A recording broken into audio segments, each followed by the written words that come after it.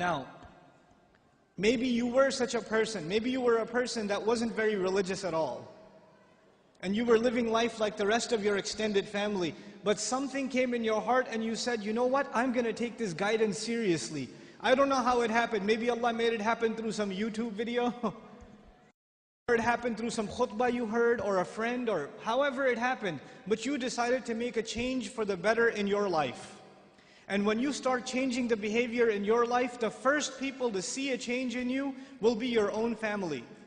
They will notice it. They will notice that you're not the same anymore. You don't talk the same, you don't act the same, you don't go to the same places, you don't even have the same friends anymore. And this necessarily happens. When you take a turn towards Islam, necessarily you start losing friends. Because your old friends used to do pretty bad things and now you can't do those things with them anymore, so you suffer a loss of friends. And at the same time, your family starts saying, you're acting a little too weird. And for the young man, the family might even say, what's that thing on your face? You forgot to shave? What happened to you? And the girl starts wearing hijab and the family might even be in shock. And this is a Muslim family, mind you. They'll say, take that thing off your head. You're going to go out to the wedding looking like that? I can't sit in the car with you like that. What do you think we are? Who do you, all of a sudden, you're the Islamic role model? Who died and made you sheikh? That all of a sudden we should be looking up to you. Remember what you were like last year, man? You were the party animal. Now you're going to go make salah? Yeah, seriously, please. We know what you're really like. In other words, not only have you lost your friends, from your family you get the nastiest kinds of sarcasm and criticism. All the time, all the time. Every chance they get, they say something to you. They say something about your beard. They say something about your habits of making salah. They say something about you going to the ICNA convention. They say something about putting your children in Islamic school. They say something about sending your children to Sunday school. Or you getting up for Fajr or Isha and going to the masjid. They'll have some comments for you. And those comments hurt. They burn pretty good. This happens to young men in the audience, where their parents start telling them to stop hanging out with their other Muslim friends, don't go to the masjid, don't waste your time. SubhanAllah. Muslims themselves, you think non-Muslims are averse to Islam? Have you seen what Muslim families are doing to their own? What parents are doing to their children? I know of cases myself where parents said, we will not pay your college tuition. We will not look for a wedding made for you until you take that hijab off. We will not do it. We do not accept you as our daughter until you take that thing off. We will not show our face in public with you. You can't go with us anywhere. This is the mother telling. And you know what they'll say? What's amazing about that? They'll make you feel bad about yourself. They'll tell you, what kind of daughter are you? You should be ashamed of yourself. You're embarrassing your parents. We're Muslim, but we're not Muslim. We're not that. We're not those kind of Muslims. That's not how we do things in our family. That's what they'll say. Our family is different. We don't do things like that in our family. That's those masjid people. Don't be like those masjid people. That's what they'll say.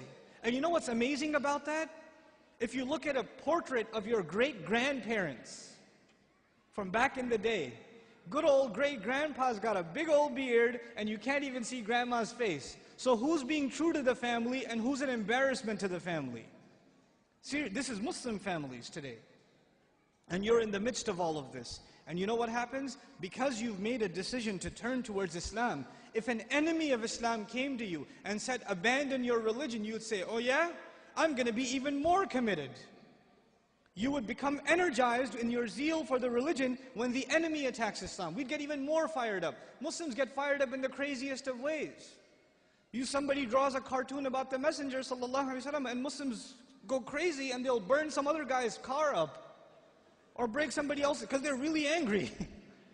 But we get fired up when something happens, something questions the dignity of our religion, even if it makes sense or doesn't make sense. But when your own family comes and says, look, I love you, I'm worried about you, I don't want you to become this way. This is the way of the people who fail out of college, who don't have a career, who have miserable lives. I don't want you to fall into this extreme. Somebody is putting you under their influence, you need to get away from them. Genuinely worried about you. And there are parents like that in this audience, actually probably not in this audience, but their children are, and their parents are actually home worrying, what are they learning at the ICNA convention? There are a lot of kids like that here too. And your parents are calling, what, you know, why did you have to go to this place? The next thing that's going to be there is the FBI is going to knock down your door because you came to the ICNA convention. They're paranoid. They see stuff on TV and they become paranoid. And you're in the middle of all of this. And it becomes hard to hold on to your religion in the middle of all of this. It becomes hard. Because it's not the enemy of Islam that's pulling you away. Who's pulling you away? Your own family, your own parents, your own husband, your own wife, your own brother, your own cousins, your own in-laws. They're the ones pulling you away. So how do you deal with that? The most inappropriate response to this pressure is anger. And you know what? That is the most common response too. Your parents start yelling at you for growing the beard, and you're a young, hot-blooded guy. What do? Oh yeah? It's the sunnah. You can't tell me what to do. You're following culture, and I'm trying to follow Islam, and you slam the door in their face. Way to go. Because that's what Allah wants you to do, yell back at your parents. And they're just they're talking about your beard. What was Ibrahim's father talking about, alayhi salam? Was he talking about something small or something big? Go make sajda to idols, boy. And does he lose his cool? Does he get angry? We have to learn how to be with our parents. Even when they call you away from deen, it doesn't matter if they're Muslim or not. وَإِن جَاهَدَاكَ عَلَىٰ أَن تُشْرِكَ بِمَا لَيْسَ لَكَ بِهِ عِلْمٍ فَلَا تُطِعْهُمَا وَصَاحِبْهُمَا فِي الدُّنْيَا مَعْرُوفًا. Allah Azza wa Jalla tells us, if they struggle against you to make you follow what they themselves have no knowledge of, don't obey them while at the same time accompanying them in the most dignified fashion. Obeying them is separate, respecting them is separate. Just because you didn't obey them for the sake of Allah, when it came to matters of halal and haram, or when it came to matter of iman and shirk or kufr, just because you didn't obey them does not give you the right to get angry at them. You can't. Subhanallah walhamdulillah wa la ilaha illallah. Subhanallah walhamdulillah wa la ilaha